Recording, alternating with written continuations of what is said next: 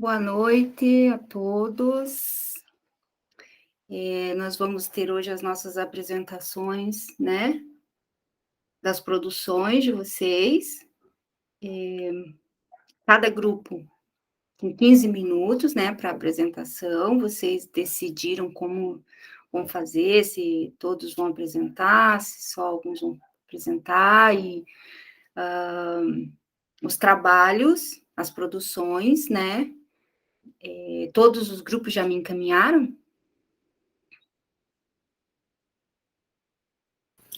O grupo 1 já encaminhou, professora. Tá. A professora ficou com o Leonardo Dias, a parte de encaminhar, mas eu acredito que ele já enviou do grupo 4 também. Não sei que ele tenha tido algum imprevisto. Acredito que recebi esse Leonardo Dias. Léo Dias, que vem no e-mail. Todos lindos, maravilhosos para a apresentação. Tô achando isso um espetáculo, gente. Né? Todo mundo aí, hein? Isso mesmo. Preparadíssimos, né? É bom que vocês já vão ensaiando aí para quando chegar a vez de vocês fazerem a apresentação da monografia, né? Vocês já têm aí uma noção de controle de tempo, né? Que tem um tempo para vocês apresentarem, até a fala também, né? Já dá para ir treinando, não é verdade? O grupo 1, que vai apresentar sobre responsabilidade civil do Estado, já está pronto para apresentação? Marcos, Anderson, Tami, Emanuel, Vinícius e Jennifer, é isso? Confere? Isso, professora, mas acho que o Marcos ainda não entrou. Entrou? Não, é verdade. Deixa eu falar com ele aqui. Só um pouquinho, professora. Enquanto isso, eu vou conferindo os grupos. Ele aí, chegou. O grupo 2, responsabilidade civil do transportador, Aletea, Letícia, Gregory, Caione e Jefferson. Grupo 3, estabelecimentos bancários, Kathleen, Larissa, Nayeli, Vanessa e Verônica. O 4, responsabilidade civil no exercício da profissão, Leonardo ao quadrado, Luiz e Lavínia. E responsabilidade civil, contrato de seguro e fiador, a Bruna, a Nathalie e a Leontina. Certo? Então, agora que estamos todos prontos, o grupo 1 pode começar a sua apresentação, passo a palavra para vocês. Se vocês forem fazer a apresentação de vídeo, slide, vocês podem compartilhar aí, né? Que já está liberado. Passa a palavra para o grupo 1 para fazer a sua apresentação. Oi, professora. Então, eu que vou começar a apresentação, vou fazer a introdução. Só deixa eu ver, eu vou compartilhar, então, a tela aqui, tá? Isso. E a gente já começa, então.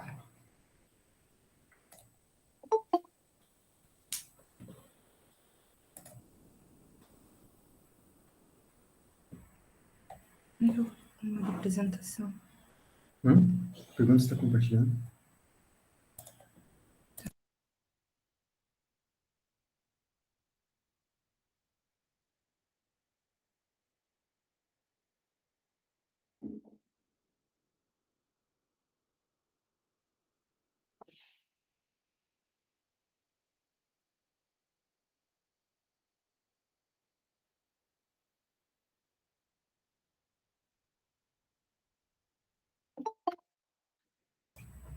Todo mundo está vendo a tela já?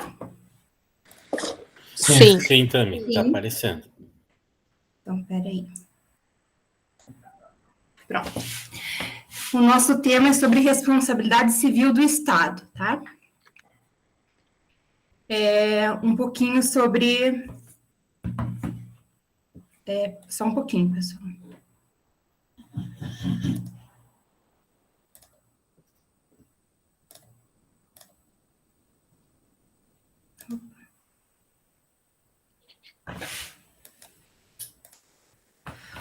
Bom, nós já estudamos aqui com a professora sobre responsabilidade civil, né?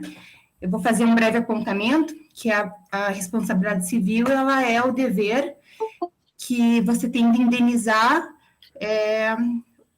o terceiro, né? Um dano que você cause ao terceiro. Essa responsabilidade civil, ela é do particular, né? E onde fica a responsabilidade do Estado nisso, né? Para a gente entender um pouquinho melhor, eu vou fazer aí uma retrospectiva histórica para a gente verificar como é que foi essa evolução até a gente chegar ao momento que estamos hoje, né? Então, nós tivemos aí um período chamado de período da irresponsabilidade, que foi na época da monarquia absolutista, né? Onde os reis, eles eram absolutos, eles eram soberanos, né? Então, como tudo era do rei, o rei era dono de tudo, não existia essa ideia do rei, né, do Estado, ter que reparar um dano que causasse a um terceiro, né? Mas com a evolução, né, com o tempo foi passando, a gente teve aí uma evolução da democracia, surgimento da burguesia, né?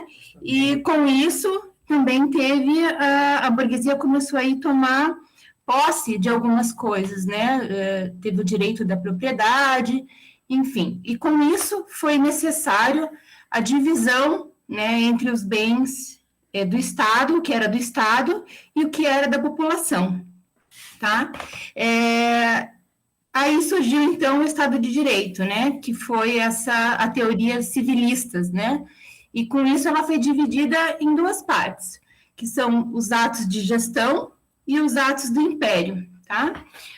Os atos de gestão, eles são caracterizados quando o Estado, ele faz a administração dos bens. Então, quando o Estado estivesse praticando esses atos de administração dos seus bens, ele se equiparava ao particular. E aí, nesse caso, ele tinha o dever de reparar o dano que causasse.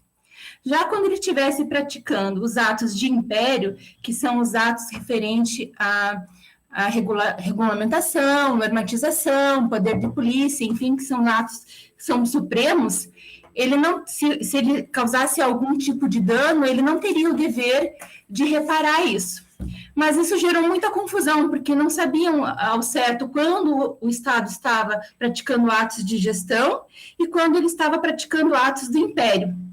E aí foi preciso fazer, então, de novo, uma verificação e uma readequação dessas teorias, que aí são as teorias que nós usamos hoje, né, que é de responsabilidade pública, que são a teoria da culpa, ou culpa administrativa, a teoria do risco e a teoria do risco integral, né, que ela não admite excludentes de responsabilização.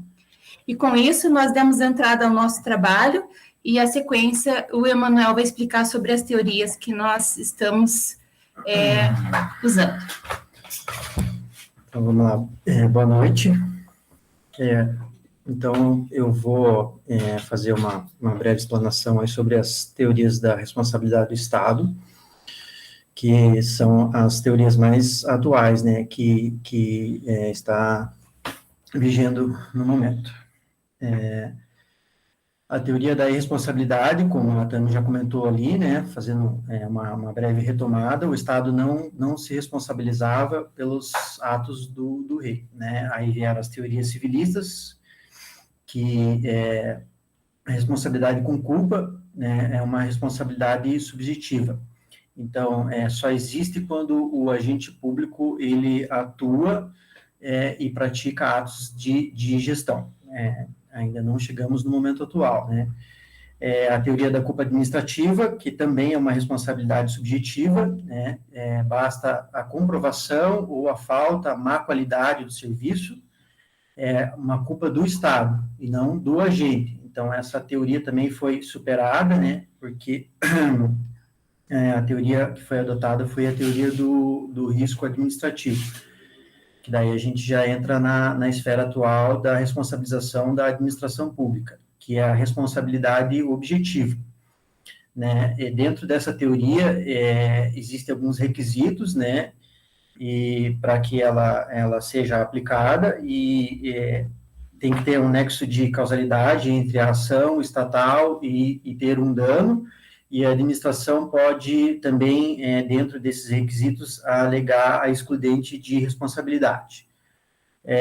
Temos a teoria, então, do risco integral, que basta um nexo de causalidade entre a ação do agente do Estado, nessa qualidade de agente, né, e a administração não pode alegar as excludentes de responsabilidade. Então, no próximo slide agora, fala sobre a responsabilidade objetiva. Ela vem dentro da nossa Constituição Federal de 1988, descrita no seu artigo 37, precisamente no parágrafo 6º, que fala que as pessoas jurídicas de direito público e as pessoas de direito privado prestadoras de serviço público vão responder pelos danos que seus agentes nessa qualidade causarem a terceiros, né, assegurando o direito de regresso contra o responsável nos casos de dolo ou culpa. Aí vocês podem acompanhar que tem os pressupostos, como eu havia comentado ali, né, que é um fato, dentro dessa teoria da responsabilidade objetiva da administração pública, o fato pode ser lícito ou ilícito, isso não vai desobrigar a administração de reparar o dano. Esse dano, ele pode ser tanto material como moral, né, e um outro pressuposto é o nexo de causalidade. E dentro dessa teoria também admite-se as excludentes, né, que são quando esse dano é causado por força maior ou caso fortuito, a culpa exclusiva do terceiro e culpa exclusiva da vítima. Aí são as excludentes dentro da teoria da responsabilidade civil ou extracontratual do Estado. Também ela é denominada dessa maneira. Assim? Então, eu vou passar a palavra para o próximo colega que vai apresentar agora o desdobramento do nosso trabalho. Então, tá, boa noite a todos. Eu peço a gentileza da Tami manter ali o slide, que daí fica até mais prático para a gente, né? Na verdade, assim, então, resumindo aqui, né, nesse quadrante aqui, a gente tem, nesse slide, a gente tem que a responsabilidade civil do Estado é extracontratual, né? Então, essa questão, né, não sendo repetitivo, mas vamos dizer assim, ela tem esse dever de reparar um dano que um dos seus agentes causa a terceiro, né? Que ele esteja embutido ali, ele esteja investido, né, nessa posição de agente do Estado, tá? Então, ele é sempre civil e extracontratual. A obrigação de reparar danos causados a terceiros, né, resultante seja por atos comissivos ou omissivos, né, lícitos ou ilícitos. Pode passar a próxima, por favor. Aqui, resumindo, na verdade, assim, é só para a gente ter uma ideia, quem que é o Estado, né? Na verdade, assim, a gente tem a administração direta, que a gente tem os entes políticos, que ali a gente tem a União, estados, o município e o DF. E na administração indireta, a gente tem as autarquias, sociedade de economia mista, as empresas públicas, né? Então, os entes da administração direta, eles têm a responsabilidade objetiva, tá? Já na indireta, vai depender pode passar o próximo slide, por favor? Da caracterização, se é uma entidade de direito público ou se é uma entidade de direito privado.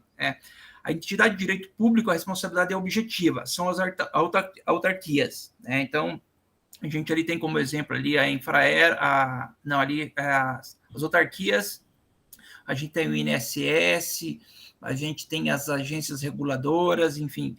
E de direito privado, a gente tem as empresas públicas e a sociedade de economia mista, tá? Esses entes, eles só vão ser responsáveis na hora que eles estiverem praticando serviço público, né? Que vamos dizer assim, a caracterização de uma empresa pública. Então, na prestação do serviço público, ela tem a responsabilidade civil objetiva. Já a sociedade de economia mista, ela é uma empresa de direito privado, então, na atuação específica dela, ela não vai ter essa responsabilidade, mas se, porventura, ela estiver, em determinado momento, ela estiver prestando serviço público, nesse serviço público, a responsabilidade dela vai ser objetiva, nas demais vai ser subjetiva, vai depender do momento ali específico da atuação dela, né? Então, eu complemento ali também que as concessionárias, permissionárias, mesmo elas estando fora da administração indireta, mas quando elas estiverem prestando serviço público, a responsabilidade delas será objetiva. isso seja independente para quem é usuário de serviço público ou para quem não é. Né? Se uma empresa de ônibus, porventura, não só o passageiro que está dentro do ônibus vai ser, vamos dizer assim, vai estar coberto pela sua responsabilidade, um pedestre que estiver atravessando na rua, que não está usando o serviço, também vai ter esse direito, né, de requerer essa questão da responsabilidade objetiva do Estado. Acho que agora o nosso amigo Anderson pode complementar, por favor. Oi, boa noite a todos. Primeiramente, quero agradecer a oportunidade em poder estar participando desse trabalho tão bem feito e tão bem caprichado. Eu vou dar continuidade na explicação. Responsabilidade civil por omissão. A responsabilidade civil é a obrigação de reparar o dano causado a outrem na esfera patrimonial ou moral. Para se configurar a responsabilidade civil, há necessidade de 3 pressupostos: fato administrativo, qualquer conduta comissiva ou omissiva do agente público, dano e nexo de casualidade entre o fato administrativo e o dano. Quando se fala em danos da administração pública por omissão, é imperioso se distinguir a omissão específica da genérica. A omissão é específica quando o Estado tem obrigação de evitar o dano. Isso ocorre nos casos de bueiros destampados que ensejam a queda de uma pessoa, causando-lhe danos. No entanto, há situações que não há possibilidade do Estado impedir, através de seus agentes, danos eventuais aos seus administrados. O exemplo típico é o de lesões sofridas por danos de vandalismo de terceiros em estádio de futebol. Assim sendo, quando há responsabilidade civil por omissão específica, o Estado responde objetivamente, conforme o artigo 36, parágrafo 6º da Constituição Federal. Entretanto, em se tratando de omissões genéricas, a responsabilidade do poder público é subjetiva, com necessidade de se aferir a culpa. Ademais, quando não se puder identificar o agente que causou o dano, a exigência de que a vítima comprove que não houve serviço, o serviço funcionou mal ou foi ineficiente, e que se denomina responsabilidade civil por culpa anônima do serviço, modalidade de responsabilidade subjetiva da administração pública. Ali a gente pode ver que nem em todas as situações a gente pode culpar o governo. Geralmente há um grande debate sobre a calçada na frente das casas. Quem realmente tem culpa quando alguém se machuca na frente da casa? É o Estado, o município, que seja, porque não conservou aquela calçada, ou é o dono da casa? A gente que está estudando aqui e aprendeu até mesmo com a professora, que nós somos responsáveis pela calçada na frente. Outra situação também que vale lembrar que faz parte da calçada já é o bueiro. Aí o bueiro já é responsabilidade do Estado, porque incumbe ao Estado manter o bueiro fechado e a sua desentupir, enfim, a sua manutenção correta cabe ao Estado, né? E a minha explicação finaliza aqui e passo para o próximo colega. Espero ter colaborado da forma correta. Boa noite, pessoal. Eu dou continuidade na apresentação aí. Eu vou falar um pouco sobre a responsabilidade do Estado nos atos legislativos e nos atos judiciais, tá? Nos atos legislativos, via de regra, não tem uma responsabilização exata, mas nós temos 2 exceções, que é a edição de leis de efeito concreto, que são aquelas leis que têm princípios normativos, são leis que nascem no legislativo e possuem alvos certos e determinados. E leis inconstitucionais. O dever do legislativo é criar uma lei em conformidade com a Constituição. E caso ocorra uma situação adversa a isso, o Estado vai ser responsabilizado extracontratual. Já nos atos judiciais, o magistrado que cometer um erro judiciário, ele pode ser condenado por esse fato. Porém, ele tem o direito de se opor contra o Estado. Ele pode solicitar sua reparação e o dano causado. Nesse caso, a responsabilidade do Estado ele vai ser objetiva. Ela vai depender do dolo ou da culpa do magistrado. O magistrado pode responder legalmente por perdas e danos, quando ele agir dolosamente, quando ele cometer alguma fraude, alguma ilicitude, e quando ele atrasar, recusar, omitir algo que ele deveria ter feito de ofício. Tá? Nesses casos, o juiz pode causar algum prejuízo para a parte, dolosamente. Daí vai ser responsabilidade objetiva do Estado. É isso. Obrigado, pessoal.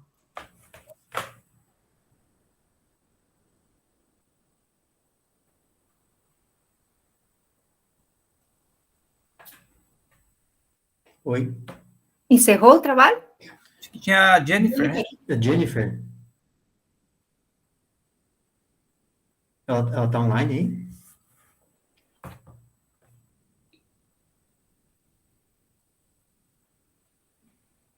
Bom, eu posso comentar, professora, em relação... Bom, é só para finalizar, então, que é o último slide, que é a ação regressiva. Na verdade, a ação regressiva é o direito do Estado insurgir a quem deu causa, vamos dizer assim, ao próprio servidor, tá?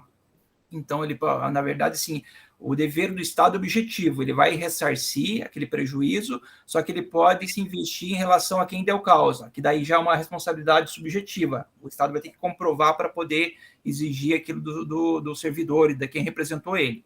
Só que é importante, assim, para quem está acionando o Estado, né, pela jurisprudência, pela doutrina, você tem que colocar o Estado como o titular, para depois se você, vamos dizer assim, você, a pessoa, não o Estado em si, ao servidor, mas uma pessoa, um terceiro lá, que foi, vamos dizer, teve um dano, ele não pode entrar direto contra o servidor, ele tem que entrar contra o Estado, e ele pode também depois, essa pessoa lesada pode ir contra o servidor também, mas a regra geral é que ele tem que ser contra o próprio Estado, né? Não estou dizendo ali o Estado já insurgindo em relação ao servidor, mas a própria pessoa que sofreu esse dano, tá? Então, a gente tem o agente público, né?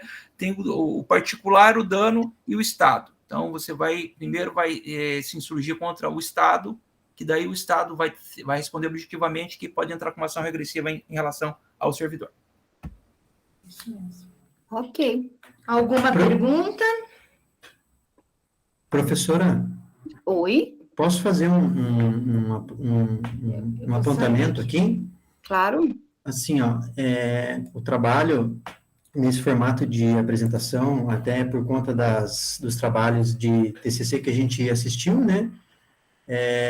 O que a gente percebe? A dificuldade, né, de se apresentar assim para o computador e ver os colegas nas telinhas ali, e aí a gente se coloca na posição do professor, né? Que esse último ano aí foi bem complicado por conta disso, a gente tem essa noção, e agora apresentando, assim, o trabalho mais ainda. Então, eu queria agradecer a oportunidade dessa apresentação que a gente fez aí, e parabenizar a professora e os demais professores também, né, porque se dispor, assim, para dar aula, a gente percebe que realmente é complicado. Então, é isso, só para finalizar. Obrigado pela atenção de todos aí. Parabéns pelo trabalho, pela apresentação de todos. Eu gosto de fazer essa metodologia de trabalho porque vocês se colocam do outro lado também, né? Vocês, como futuros advogados, operadores do direito, seja como advogados mesmo, ou promotores, procuradores, juízes, né? Quem sabe teremos aí de todas as áreas aqui, formação, né? Vocês terão que passar por essa situação, né? De falar e defender suas teses aí, né? Em público, para outras pessoas. Às vezes não chega a ser um público muito grande, mas tem muitas pessoas ali. Você chega numa audiência para defender a tese do seu cliente, né? Você tem ali, às vezes, mais de uma parte, 2, 3 partes, cada parte tem ali um advogado, 2 advogados, mais o assessor do juiz, mais o juiz, então, mais os estagiários que vão assistir às audiências. Então, tem um grande número de pessoas ali, você tem que desenvolver, né, a sua fala e com segurança, e esses trabalhos, essa metodologia possibilita vocês irem exercitando, né, essa habilidade, porque é exercício, gente, é exercício, né, você vai exercitando e vai adquirindo aí essa habilidade, essa facilidade, né.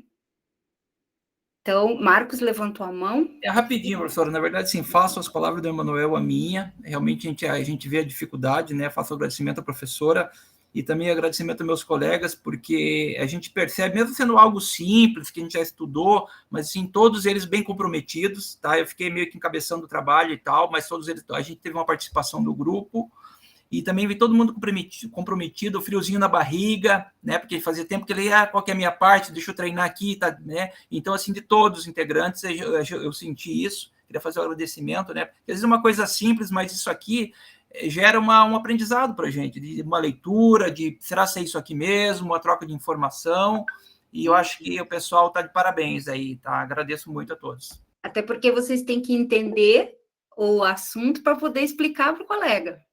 Né? Primeiro vocês têm que entender, para depois vocês conseguirem passar para o colega o conceito correto, né? Anderson? Quero aproveitar o gancho do nobre Emanuel e do nobre Marcos ali, e realmente eu nunca tive problema, assim, de falar em público. Eu sou, assim, bem... Mas é engraçado quando você está na frente desse aparelhinho aqui, né, com essa luzinha acesa, parece que cria uma barreira tão grande. Então, aproveitando ali a palavra dos nobres colegas, eu quero parabenizar a professora, assim como todos os outros professores, que realmente não é fácil. E muito obrigado pela oportunidade, professor, e obrigado pelos colegas, pelo trabalho, enfim, obrigado mesmo. Parabéns aí ao grupo pela apresentação. E eu vou dar seguimento aqui às nossas apresentações, passar para o grupo 2, né? Que a Letéia, Letícia, Gregory, Caione e Jefferson, tá? Vocês estão preparados? Sim. Então, a palavra é de vocês podem iniciar a apresentação de vocês. Boa noite, professora. Então, a gente realizou uma produção audiovisual. A princípio era uma apresentação de slide e a gente transformou isso em vídeo.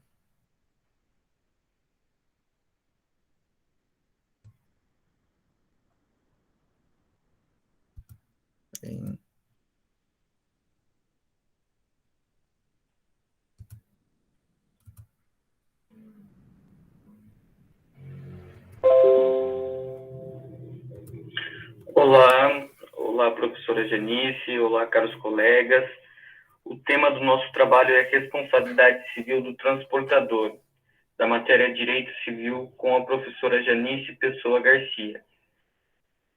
Os integrantes são alunos de Direito do 5º e 6º período, são a Letéia, que vai tratar do tema legislação, Gregory com o conceito histórico, Jefferson com a introdução, Caione com transporte de pessoas e Letícia com transporte de cargas.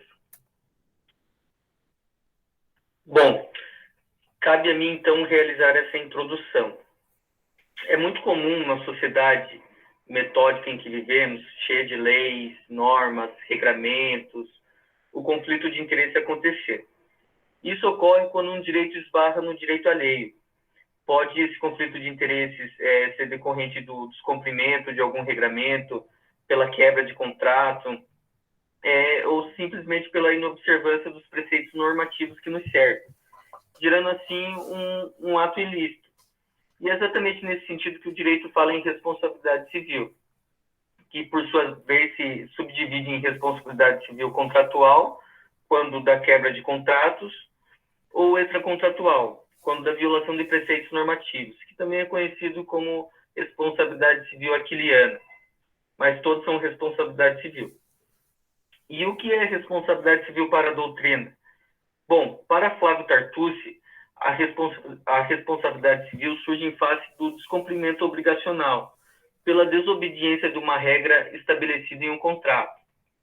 Já para Carlos Roberto Gonçalves, a responsabilidade civil decorre de uma conduta voluntária violadora de um dever jurídico, isto é, da prática de um ato jurídico que pode ser lícito ou ilícito. Pois bem, imaginamos nossa sociedade, o conjunto de pessoas ordenadas, as inúmeras leis e regramentos existentes, as infinidades de contratos e acordos firmados, e os incontáveis tipos de serviços que podem ser adquiridos, solicitados, agendados, executados, e mais, é que para cada tipo de serviço vai existir um tipo de contrato, alguns onerosos, outros gratuitos, alguns aleatórios, outros de execução imediata, e assim vai seguindo uma diversidade de tipos de contratos. Encontraremos dentro desses contratos obrigações. São obrigação de dar, de fazer ou não fazer. Obrigações que, por sua vez, quando violadas, como já mencionado, geram responsabilidades. Imaginemos as infinitas incumbências existentes no seio social. E agora vamos extrair somente uma, a responsabilidade civil do transportador, que, por sua vez, obteve um tratamento singular no Código Civil de 2002. E o que é, para a doutrina, a responsabilidade civil do transportador? Bom, a responsabilidade civil do transportador, para Carlos Roberto Gonçalves, é o resultado do dano causado a outrem dentro dos riscos das atividades de transporte, que podem ser apreciadas em relação ao empregado, a terceiros ou a passageiros. Bom, em síntese, e esquematizando essa introdução, temos a responsabilidade civil, sendo a ação ou omissão que viola uma norma que deriva da lei ou de contratos, nascendo assim uma obrigação de reparar o dano. Temos a responsabilidade civil do transportador, sendo a ação ou omissão dentro dos riscos da atividade de transporte que viola uma norma que deriva da lei ou de contratos, nascendo assim uma obrigação de reparar o dano. Quais são os tipos de transporte? Temos os transportes aéreos, marítimo e terrestre. E qual o tipo da responsabilidade dentro da responsabilidade civil do transportador? Ela é objetiva, ou seja, precisa demonstrar conduta, dano e nexo de causalidade. E qual o tipo de contrato do transportador? Bom, geralmente eles são onerosos, ou seja, existe a reciprocidade, gera obrigações para ambos os lados. E aqui eu finalizo minha apresentação e passo a palavra para o nosso colega Greg. Boa noite, pessoal. Boa noite, professora Janice. Obrigado, Jefferson, por me passar a vez aí. Então, pessoal, eu vou tentar explicar um pouco para vocês um pouquinho do conceito histórico da responsabilidade civil dos transportes. Bom, historicamente, os códigos de Hammurabi e o Código de Manu, quais são os textos jurídicos ou códigos mais antigos, já tinham os indícios de responsabilização civil por danos causados, mas os registros mais precisos no código foi o Código de Napoleão, que era o Código francês outorgado por Napoleão Bonaparte, que entrou em vigor em 21 de março de 1804. Ele foi fruto do liberalismo do século XVIII, e assim dando sequência no Código Civil de 1916. O decreto de número 2681, ele é conhecido como a Lei das Estradas de Ferro, e que se tratam-se de questões próprias do transporte ferroviário, e aí ampliou-se de forma extensiva pela jurisprudência e foi aplicada aos demais transportes, né? A responsabilidade civil objetiva já era mencionada nesse decreto, né, como culpa presumida. A partir daí, seguimos o conceito de uma sociedade justa e igualitária, que foi colocado dentro desse âmbito do direito civil, concordando com a nossa ideia de solidariedade. O desenvolvimento dos transportes ele acompanha historicamente e ferrovias. E a cada passo do desdobramento social, se viu mais preciso o regulamento inicial, com o transporte marítimo, no Código Civil de 2002. Esse Código de 2002 ele leva o contrato de transportes dos artigos 730 a 742 e o de coisas do artigo 743 a 756. Isso tudo ele foi construído pela doutrina e jurisprudência ao longo do século XX. Então, pessoal, é isso aí. Obrigado por acompanhar e espero que tenha dado para entender um pouquinho do conceito histórico. Obrigado, boa noite a todos. Eu vou falar, então, um pouquinho sobre a legislação, né, e a responsabilidade civil do transportador. A Agência Nacional de Transportes Terrestres, a ANTT, é o órgão do governo federal responsável pela regulamentação de atividades e normas do transporte no Brasil. Regida pela Lei 11.442, de 2007, essa lei regulamenta toda atividade de transporte rodoviário de cargas. A Lei 7.290, de 1984, ela define a atividade do transportador autônomo de bens e ambas foram criadas após um trabalho em conjunto da ANTT, né, com o Congresso Nacional para esse ramo de atividade. A responsabilidade civil no transporte de cargas e mercadorias está disciplinada na Lei 10.406, de 2002, do Código Civil Brasileiro. O Código Civil Brasileiro de 2002, ele traz em seus artigos 730 até o 742 o contrato de transportes, todo elaborado pela doutrina e jurisprudência ao longo do século XX. Ele entende também que a responsabilidade do transportador deve ser limitada ao valor do que está em transporte. A empresa responsável pela entrega da mercadoria deve conduzi-la ao seu destino sem danos. Por isso, a responsabilidade se inicia na coleta do objeto, né, e termina com a sua entrega, sendo o transportador o responsável absoluto. Temos também a norma regulamentadora, né, a sigla NR11, que trata dos procedimentos de segurança em atividades que envolvem o transporte, o armazenamento, o manuseio e a movimentação de produtos e materiais em todo o território nacional. Ela define padrões de trabalho e de equipamentos usados na movimentação quanto no armazenamento de mercadorias.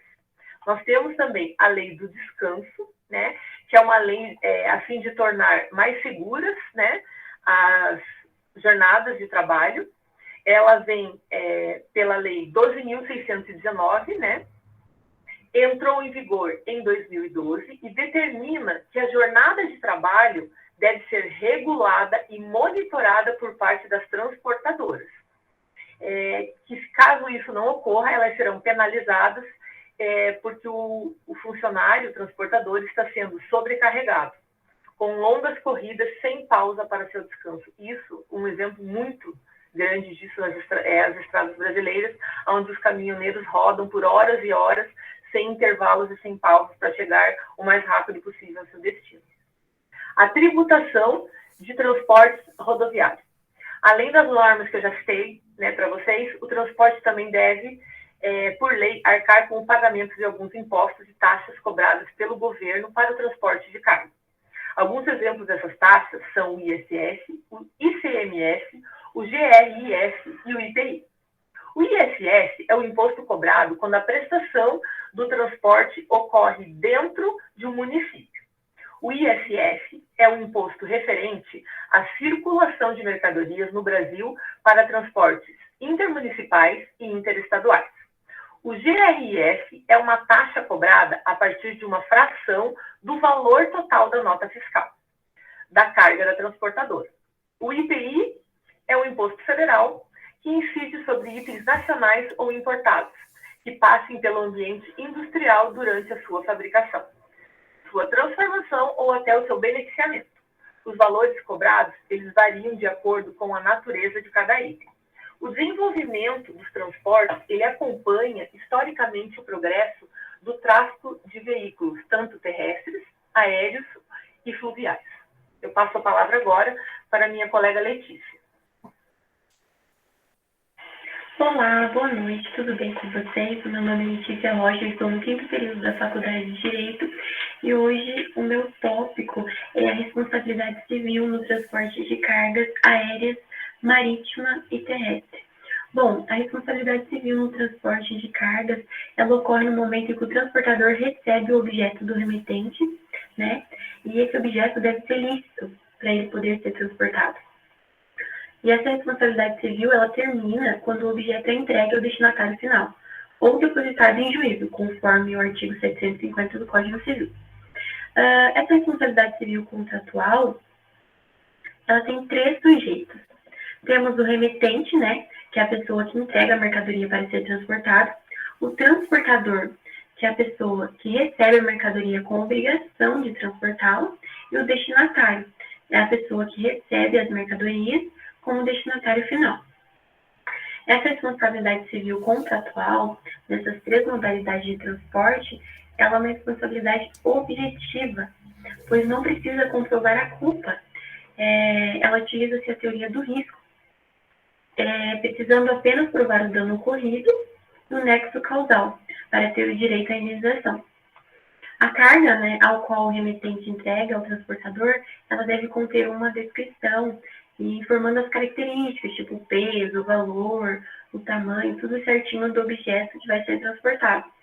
Para o transportador ter conhecimento do que ele vai entregar ao destinatário, né, do que ele vai transportar. E ainda deve ser colocado na mercadoria o nome completo e o endereço certinho do destinatário final, para não haver confusão de pegar a carga errada ou entregar, né, para o destinatário errado, senão vai virar uma confusão só. Pois havendo alguma informação errada, né, desse objeto ser transportado, o transportador estará no direito de ser indenizado pelo prejuízo, caso ocorra. O transportador tem 120 dias para ajuizar a ação e conseguir uma indenização, de acordo com o artigo 745 do Código Civil. O transportador, ele tem o direito de recusar a carga, caso o remetente entregue a carga para ele e essa carga esteja violada, ele tem o direito de recusar para não dar problema para ele depois, não problema lá na frente. O remetente também tem o direito de desistir da entrega do objeto ou pedir para que ele seja entregue a outra pessoa, outro destinatário final, mesmo que essa carga, né, essa mercadoria já esteja a caminho. Mas o remetente deve bancar com os custos, né, as despesas que vai ter, ele deve bancar com esses custos, porque o transportador vai estar transportando a carga, já vai estar indo ao encontro do destinatário final, e o remetente liga para ele no meio do caminho falando que não é para entregar mais lá, é para entregar para outra pessoa, outro destinatário final. Aí, né, tudo isso tem o seu valor. Se o transporte não puder ser feito, né, por algum motivo de força maior, o remetente será avisado, né? O transportador vai ligar para o remetente informando, né, o que aconteceu, tudo certinho, e até que o objeto possa ser encaminhado ao destinatário, o transportador tem a obrigação de guardar esse objeto, de cuidar desse objeto, até que ele possa ser encaminhado ao destinatário final. Mas se o objeto for um objeto, uma carga, né, perecível, o transportador poderá vendê-la, tá? De acordo com o artigo 753, parágrafo 2º, o transportador, caso essa carga seja uma carga perecível, algum alimento, alguma coisa que vai estragar, o transportador pode vender essa carga. Bom, o nosso trabalho, ele é bem mais extenso, mas a professora Janice pediu algo bem breve, né? Então, tentamos resumir bem as coisas, porque se a gente ficar falando, ia ficar muito extenso. Bom, é isso. Muito obrigada a todos. Oi, colegas. Então, caminhando para o final da nossa apresentação, aqui eu vou falar um pouco sobre a responsabilidade civil do transportador em relação ao transporte de pessoas, onde recai sobre o transporte marítimo, aéreo e terrestre. O transportador, ele tem o dever de conduzir o seu passageiro até o destino são e salvo. Então, caso aconteça um acidente, ele tem o dever da indenização. Além dessas leis esparsas já citadas, aqui a gente começa a ver o entrelaçamento do Código de Defesa do Consumidor e do Código Civil, porque há uma relação de fornecimento do serviço e um desejo de contrato. Esse contrato pode ser tácito, expresso e, da maioria das vezes, de adesão. Esses contratos de adesão está prescrito lá no artigo 423 e 424 do Código Civil e 54 do Código do Consumidor. E aonde que traz o direito da indenização? No 735 do Código Civil para privados e no transporte público recai na nossa Constituição Federal, lá no artigo 37, parágrafo 6º. O que esses artigos trazem com eles? Que é uma obrigação objetiva de indenizar. Dentro do Código de Defesa do Consumidor, havia uma excludente sobre o fato de terceiros, que afastava a responsabilidade do transportador da indenização dos passageiros. Hoje já não há mais essa excludente. Hoje o entendimento do STF pela súmula 187 não afasta mais a responsabilidade, tem o dever da indenização. Essa indenização é tanto material quanto moral. E aqui eu trago um caso concreto para vocês, que aconteceu em 2019, que a sentença saiu agora dia 20 de outubro. Uma menina de 15 anos saía de Cascavel vindo para Curitiba para visitar seu pai pela via São Garcia, onde o ônibus apresentou problemas e precisou ser substituído. A vítima foi esquecida dentro do ônibus e acordou dentro de uma oficina mecânica. O motorista da empresa foi avisado e teria levado essa menina até a rodoviária mais próxima e deixado ela sozinha. Então, para o juiz, houve falha na empresa que não houve o básico cuidado de avisar adequadamente e inequivocadamente todos os passageiros da mudança de ônibus e de passar em revista no interior do veículo. Isso foi o entendimento do juiz Felipe Miller, da 2ª Vara Civil de Cascavel. Então, a indenização desse caso, moralmente, saiu no valor de R$12 mil. Além dos passageiros se enquadrarem como vítima, também pode se enquadrar nessa relação tanto o transportador quanto terceiros, por exemplo, o pedestre. Em relação ao transportador, dentro do trabalho, será uma indenização feita pelo INSS. Já o pedestre, o terceiro, ele será equiparado ao passageiro. Isso está descrito lá no artigo 17 do Código do Consumidor. E aqui eu trago rapidamente, falando sobre caronas, dito pelas doutrinas dos transportes desinteressados, que eles não há o direito de indenização, a menos que comprove culpa ou dolo. Porque no entendimento de Pontes de Miranda, não se pode indenizar sendo uma mera cortesia, porque não há um contrato oneroso. Então, isso afasta a responsabilidade de indenização do condutor. Então, aqui eu me despeço de vocês. Quero agradecer a professora Janice pela oportunidade de apresentar o trabalho e fico à disposição de todos para eventuais dúvidas. Obrigada. Nosso trabalho finaliza por aqui. Agradeço à professora Janice pela oportunidade que nos deu dessa sustentação oral. É de grande valia para o nosso conhecimento. É uma forma nova, nunca tínhamos apresentado assim dessa forma, mas serve, né, para melhorarmos nossa oratória e eu acredito que a gente conseguiu se expressar melhor num trabalho desta forma. Agradeço também aos colegas que explanaram com destreza os tópicos que competiram a cada um. E, bom, fica aqui meu agradecimento a todos. E até a próxima.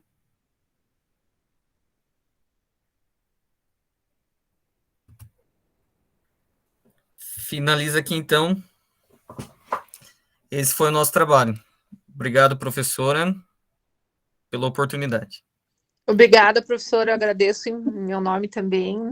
Tenho certeza de todos. Foi uma experiência muito interessante, muito valiosa. Obrigada, professora, e obrigada a todos. Foi sofrido. A gente gravou o vídeo, né, para apresentar aqui, e eu já estava ansiosa antes de chegar a minha vez de mostrar o vídeo, eu estava morrendo aqui. É bem dificultoso, então imagino que para os professores também é bem difícil. Obrigada, professora, pela oportunidade. A apresentação do Gregory, eu estava lá na faculdade, eu senti saudade, né, Gregory? Eu reconheci lá. Estava assim. O ambiente. Fui fazer com o Jefferson. Eu aproveitei que fui no núcleo lá e daí já fizemos a... Eu reconheci, bateu uma saudade da faculdade. Parabéns pelo trabalho, parabéns pela apresentação, né? Muito bom. Muito bem explicado o conteúdo também. Professora, só um minutinho. O resumo a gente pode disponibilizar para os colegas do grupo? Eu vou disponibilizar tanto tudo tanto a bem. gravação dessa aula, como as apresentações e os resumos, tudo lá no AVA para vocês poderem consultar, estudar, como vocês preferirem. Tá bom? Joia, obrigada. Professora, eu compartilhei com a senhora pelo Google Drive. Isso, sim. É porque geralmente vídeos eles ficam pesados e aí eu faço o download pelo Google Drive e coloco lá no sistema do AVA, tá? Mas eu já tinha até dado uma olhadinha assim, mas não assisti para ter surpresa aqui na hora, né? Porque vocês encaminharam antes, eu vi que para ver se estava funcionando, entendeu? Cliquei, abriu, aí eu já encerrei para ser novidade também para mim, tá bom? Vou dar continuidade aqui nas apresentações e no final a gente comenta, né, as impressões, né, de todos. Abro a palavra para vocês, tá? Agora nós teremos a apresentação do grupo 3. Estão todos aí, Kathleen, Larissa, Nayeli, Vanessa e Verônica. Estão prontas?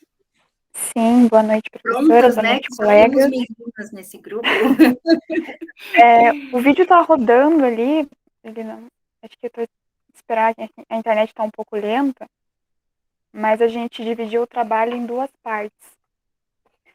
Primeiro a gente vai fazer a apresentação do vídeo, que vai explicar as questões mais gerais do tema, e após isso, a Verônica e a Vanessa farão a apresentação de casos concretos dentro da temática. Eu só estou esperando carregar aqui e já vou começar a compartilhar a tela.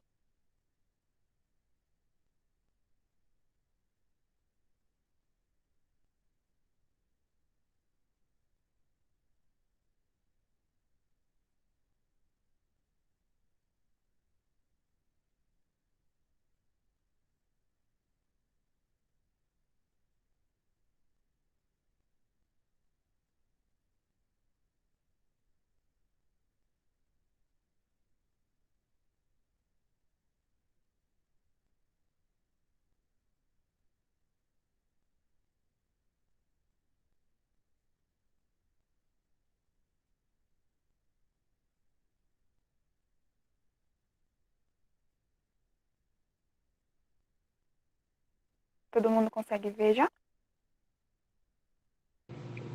Não. Apareceu ainda? Ainda não, Lari.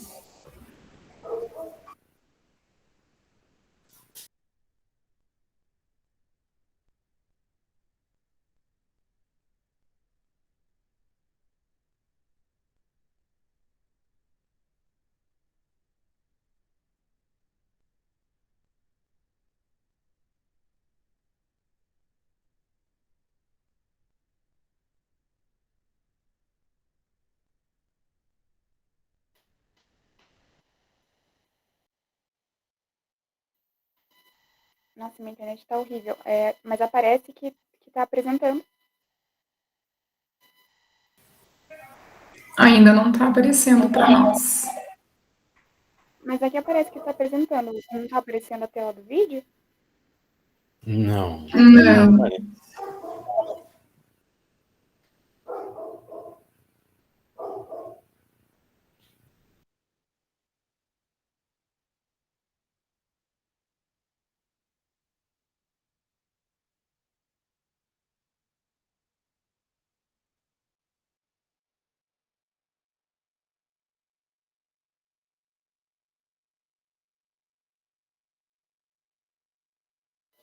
Eu vou tentar sair e entrar de novo para ver se consigo.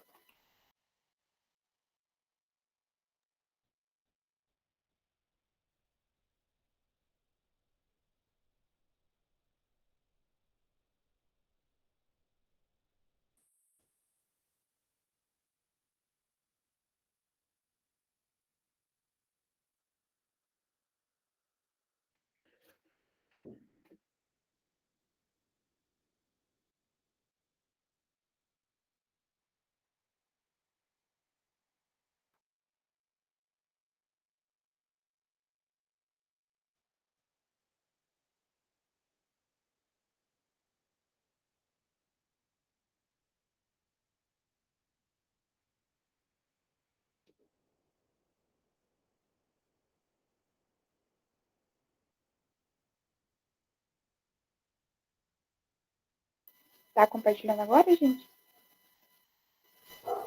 Não. Ainda não. Estranho, aqui aparece para mim que tá compartilhando já. É um vídeo, Larissa? Você quer me encaminhar por e-mail?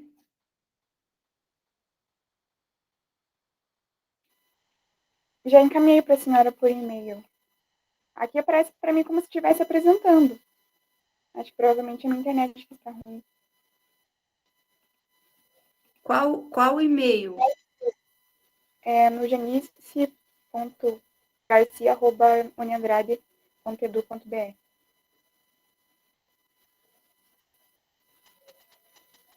Deixa eu ver aqui esse ó. Está aparecendo agora. Ah. Eu? Agora deu, agora apareceu. Vou dar play, então. Desculpem. A responsabilidade civil dos estabelecimentos bancários. É destacar que o Código de Defesa do Consumidor consagra como serviço, inclusive... Meu Deus, tá muito ruim isso. Ai, Jesus, nervoso. Calma aí. A responsabilidade civil dos estabelecimentos bancários. É importante destacar que o Código de Defesa do Consumidor consagra como serviço, inclusive aqueles de natureza bancária, financeira e de crédito, portanto, estão sujeitas a regras consumeristas. Dessa forma, a responsabilidade pode ser contratual, na relação entre o banco e seus clientes, e aquiliana ou extracontratual, correspondendo a danos a terceiros não clientes. No que tange a responsabilidade pelo pagamento de cheque falso, há 4 hipóteses. Se o correntista não concorreu para o evento danoso, os prejuízos decorrentes do pagamento de cheques fraudados devem ser suportados pelo banco. Mas se for provado pelo banco a culpa do correntista na guarda do talonário, ficará isento de culpa.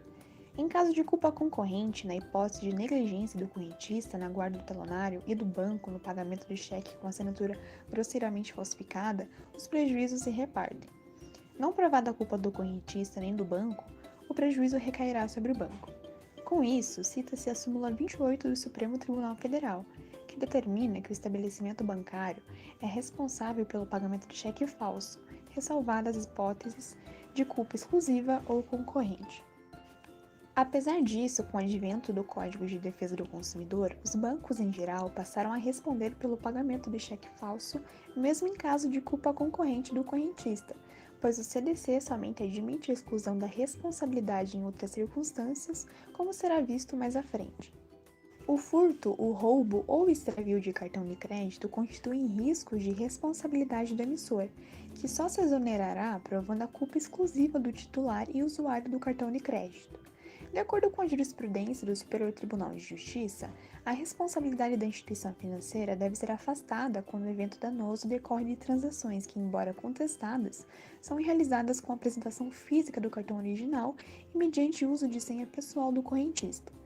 Todavia, é objetiva a responsabilidade da instituição financeira decorrente de defeito do serviço, consistente na falta de segurança e evidenciada por saques sucessivos de numerário da conta do correntista em caixas eletrônicos por meio de cartão magnético clonado. O banco, ao oferecer esse serviço de segurança, assume um dever de vigilância e, portanto, é uma obrigação de resultado e não simples obrigação de meio. Ao fazê-lo, passa a responder pelo conteúdo do cofre. O furto ou o roubo, como fatos previsíveis, não podem conduzir à aceitação do caso fortuito, mas sim ao reconhecimento de que terá falhado o esquema de segurança e vigilância prestado pelo banco. A jurisprudência do Rio de Janeiro decidiu que o banco é civilmente responsável no caso de subtração de valores guardados em cofres fortes alugados a seus clientes. A cessão do uso do compartimento envolve uma particular prestação de proteção e segurança. Assim, é inválida a cláusula de não indenizar, porque excluiria a obrigação essencial do contrato, que é de assegurar o local dos cofres e o seu conteúdo. No mesmo sentido, entende o Superior Tribunal de Justiça que se a instituição financeira obtém lucros com a atividade que desenvolve, deve então assumir os riscos a ela inerentes. Está pacificado na jurisprudência do STJ o entendimento de que roubos em agências bancárias são eventos previsíveis, não caracterizando hipótese de força maior, capaz de elidir o nexo de causalidade, que é um requisito indispensável ao dever de indenizar. Seguindo na temática, cabe mencionarmos sobre a responsabilidade dos bancos à frente do CDC. A relação entre banco e cliente é nitidamente uma relação de consumo. Assim, a responsabilidade dos bancos como prestadores de serviços é objetiva. Conforme a determinação do artigo 14 do Código de Defesa do Consumidor, o fornecedor responde independentemente da existência de culpa.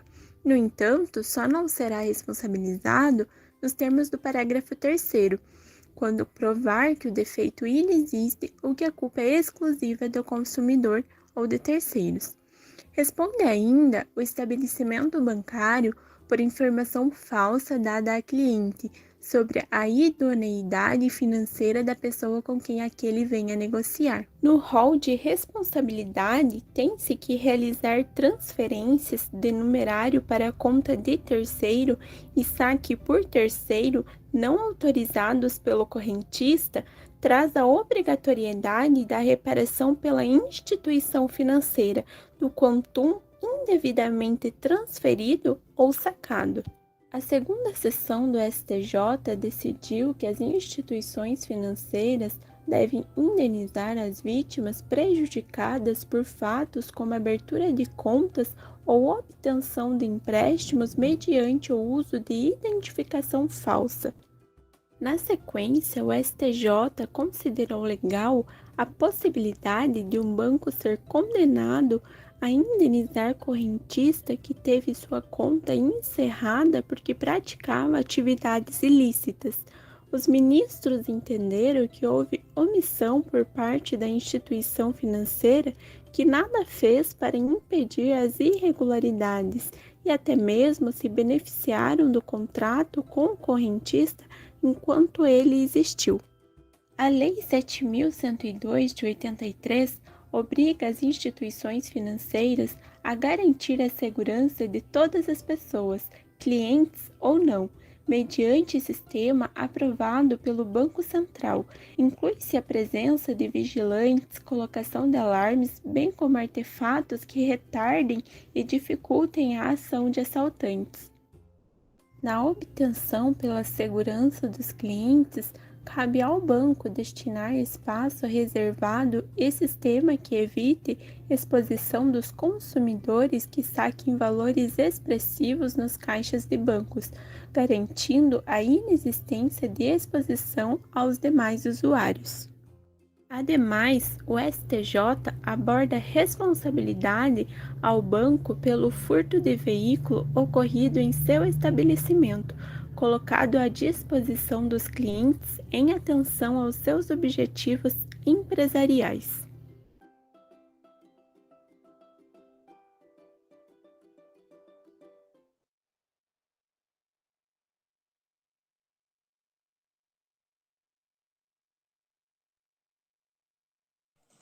Bom, eu fiquei responsável por falar, sobre o caso concreto da responsabilidade civil dos bancos. E como eu trabalho na delegacia, a gente vê muitos casos de idosos caindo nessa fraude. O exemplo que eu quero trazer aqui para vocês é de uma idosa que, em horário, que ela sempre ia ao banco fazer saque, transações, e ela era hipossuficiente. Ela era muito idosa, não tinha conhecimento técnico, e tinha um senhor pomposo, arrumado, que se intitulava funcionário do banco. Ele estava oferecendo ajuda para outros idosos que estavam ali com dificuldade. E a gente sabe que tem bancos que tem uma pessoa destinada a ajudar o idoso ou alguém que não sabe manusear o caixa eletrônico. E como ele já estava ajudando vários idosos naquele dia, sem que ninguém percebesse que ele não trabalhava ali, a senhora, quando ele chegou ofertando ajuda para ela não maldou. E ela simplesmente, graças a Deus, porque eu não sei mexer no caixa eletrônico, então que bom que tem uma pessoa responsável para isso. E daí ele foi lá, colocou o cartão dela na máquina, ela fez a retirada dela, o saque dela, e ele, viu ela digitando a senha, falou, senhora, agora digita a sua senha. E daí ela digitou a senha, ele viu a senha, e na hora de retirar o cartão de crédito, ele, ao invés de dar o cartão dela, ele deu um outro cartão para ela. E como era idêntico ao dela, ela não desconfiou, foi para casa, e naquele mesmo dia, em horário não comercial, foram feitas várias retiradas da conta da senhora, em horário que ela sempre ia ao banco no horário certeiro, mas essas retiradas foram feitas em meia-noite, 0 horas, e a gente sabe que o banco ele bloqueia certos saques em horários não comerciais ou de quantia alta. E as transações que foram feitas da conta dessa senhora era quantia muito alta. E o banco ele não ofereceu a segurança necessária para essa senhora, não bloqueando, né, os saques altos que estavam sendo retirados da conta dela. E como já foi falado no nosso slide, a responsabilidade civil aqui do banco é objetiva, sem que a senhora, né, precisasse comprovar, né, a culpa. Por quê? Porque a gente sabe que o banco tem esse sistema de bloquear saques altos, e nesse caso o banco foi omisso quando ele não verificou que tinha outra pessoa dentro do banco, né, porque foi no caixa eletrônico próprio do banco, e quando esse cara ofertou ajuda foi em horário comercial, e as retiradas da conta dessa senhora foi feita em horário não comercial. Então, quando foi feita essa retirada, o banco foi omisso de não bloquear esses saques da conta da senhora. E foi omisso também, porque aqui também entra a teoria do risco da atividade, porque quando ele colocou os caixas eletrônicos e não fiscalizou, quando não colocou um funcionário mesmo ali, ele assumiu, né, o risco da atividade. Então, essa senhora fez um boletim de ocorrência, e quando a polícia foi averiguar, aquele cara não tinha aplicado o golpe somente naquela senhorinha. Ele aplicou o golpe naquele dia, em outros dias, em várias pessoas ali idosas. Então, nesse caso, o banco tem o dever de indenizar.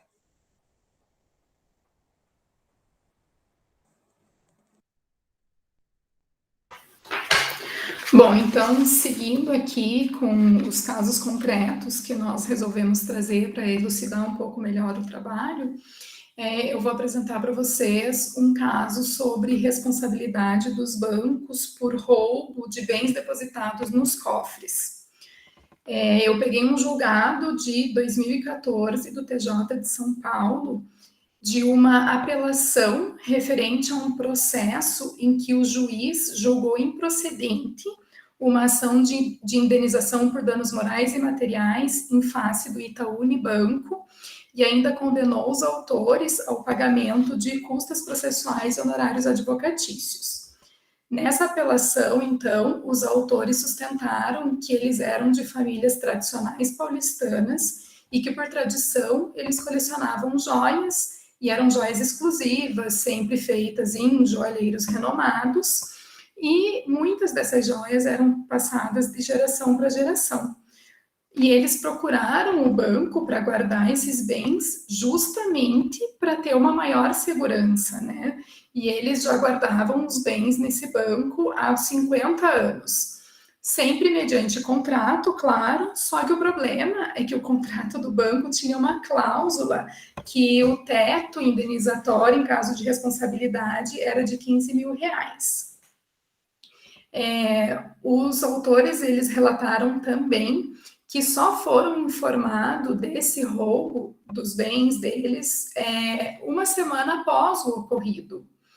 E, além disso, o banco ele estava em obras, aquela agência bancária estava em obras. E, durante as obras, eles desligavam os alarmes dos cofres. Então, os cofres, obviamente, quando foram furtados, não tocaram o alarme. E os clientes em nenhum momento foram avisados que haveria essa obra na agência e muito menos que os alarmes seriam desligados. Então, eles sequer tiveram a oportunidade de ir lá retirar as joias temporariamente até que a segurança fosse retomada, né?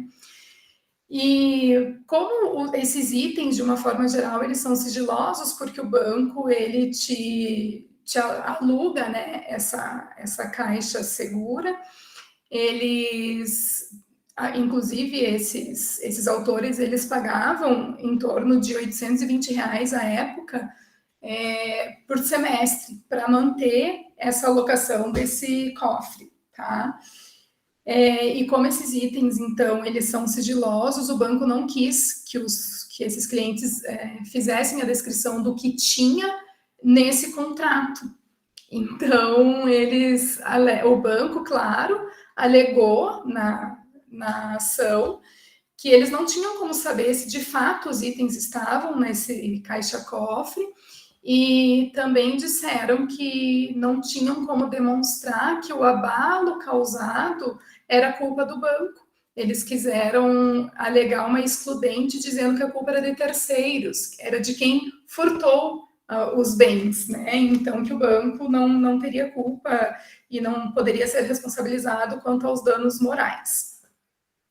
Bom, então, diante dos fatos, o relator da apelação, ele trouxe no processo as cláusulas desse contrato firmado entre o banco e os autores da ação, e ele disse que, nesse caso, ele viu a necessidade de levar em conta a relação consumerista e a equidade contratual, não podendo tomar como referência a validade da limitação do risco a essa soma de 15 mil. E, além disso, ele também reconheceu a hipossuficiência dos autores frente à instituição bancária, porque por mais que os autores fossem de uma família abonada, digamos assim, frente à instituição bancária não há nem o que se falar, né? São hipossuficientes. E ele trouxe o artigo também 51, inciso 1 do CDC, que dispõe sobre a nulidade de cláusulas contratuais que impossibilitem, onerem ou atenuem a responsabilidade do fornecedor por vício dos produtos ou serviços, ou impliquem em renúncia ou indisposição dos direitos, que era o que estava acontecendo com esta cláusula dos 15 mil, né, que era uma cláusula irrisória. E ainda discorrendo sobre essa questão, o relator disse que a cláusula de não indenizar além desses 15 mil se contrapõe ao princípio objetivo pretendido, ao principal objetivo, pretendido pelos clientes e prometido pelo banco, que era a segurança dos bens guardados. O relator citou ainda a boa-fé objetiva, que acarreta o equilíbrio econômico do contrato, havendo então uma desvantagem para os autores com essa limitação. O relator, para fundamentar essas questões, ele trouxe diversos julgados precedentes, entendimentos e até doutrinas sobre o assunto, além de ratificar a questão da vulnerabilidade do banco em virtude do desligamento do alarme. Inclusive, o MP, ele fez uma denúncia contra o banco em função disso, porque outros clientes também foram lesados, além de ter tido desse assalto ter sido em horário comercial. Os assaltantes ficaram 10 horas dentro do banco, eles fizeram reféns, então teve todo um trabalho aí do Ministério Público de denúncia, né, comprovando que, de fato, ocorreu esse assalto. Ele disse ainda, né, o relator, que em virtude da demora da instituição financeira em avisar os clientes desse fato, isso contribuiu para que os bens não fossem localizados. De repente, se na sequência já tivessem sido avisados, pudessem ter localizado os assaltantes, né? E ele disse também que a responsabilidade do banco é tanto subjetiva como objetiva. O relator declarou na peça dele. E ele entendeu que o banco deve sim ressarcir os autores pelo prejuízo devido à falta da segurança, a falha nesta segurança, né? Com relação aos bens, o banco afirma não ter sido comprovado que os bens descritos na inicial eram dos autores e que estavam no cofre no momento do roubo. Mas é aquela questão, né? Muitos bancos, é muito comum, é uma praxe não ter essa descrição porque é sigiloso. E então o STJ ele já pacificou que não pode afastar o dever de indenizar por esse motivo, porque os bens são guardados no cofre. Existem outras maneiras de comprovar além da descrição em contrato, tá? Nesse caso, o relator ainda disse que, abre aspas agora, falas do relator, que do exame da declaração do imposto de renda dos autores, acessada por meio do sistema Infojude, verifico que estes são possuidores de grande patrimônio. Some-se a isso que são descendentes de famílias tradicionais. Assim, a princípio, devem ser aceitos os bens indicados na inicial, cumprindo ao juízo a formação de seu livre conhecimento, persuasão raciona. Além disso, para chegar nesse entendimento, também os clientes, né, os autores, eles anexaram ao processo fotos daqueles bens, eles anexaram também depoimentos, não só os deles, né, lá no BO da polícia, como depoimentos de outros clientes que foram assaltados, tá? Então, o relator entendeu que eles tinham, sim, direito ao ressarcimento. Os autores, eles pediram 2 milhões por danos materiais, mas analisando, então, essas descrições feitas por fotos e os depoimentos e também o imposto de renda, o relator, ele ponderou o valor, né, e ele disse que o valor não poderia ser exorbitante, porém não poderia ser tão irrisório quanto os 15 mil que o banco propôs lá no contrato. E aí ele condenou, então, o banco a 650 mil em danos materiais e 100 mil em danos morais. Bom, então esses foram os casos que eu e a Verônica trouxemos para explanar melhor o conteúdo. Eu espero que tenha enriquecido aí a explicação e que vocês tenham compreendido sobre a responsabilidade dos bancos. Obrigada.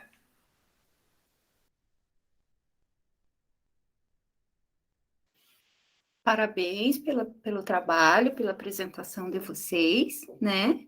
E eu já vou passar para o outro grupo, nós temos ainda 2 grupos, né? E aí no final nós fazemos os comentários, tá? Muito bom a apresentação. Grupo 4, Leonardo Dias, Luiz e Lavínia. Passo a palavra para vocês para a apresentação. Boa noite a todos, eu vou dar início ao trabalho. Nosso trabalho... Peraí, eu vou apresentar a tela que esqueci.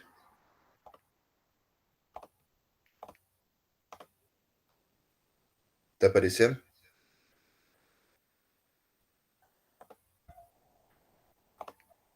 Apareceu. Então, nosso trabalho, ele tem como tema responsabilidade civil por danos no exercício da profissão, advogados, mandatários e profissionais da saúde, tais como médicos, enfermeiros e dentistas. Eu vou iniciar o trabalho trazendo uma abordagem mais completa sobre a responsabilidade por danos no exercício da profissão. Além da civil, ainda temos outras 4 possibilidades, sendo ela responsabilidade técnica ou ético-profissional. Ela ocorre quando de uma profissão mais específica. Seria o que isso? Que o profissional da área, ele vai ter a responsabilidade pelo que ele fizer. Um exemplo disso seria o advogado. O advogado que fez um processo, todo o processo que ele fez, ele será o responsável por este processo.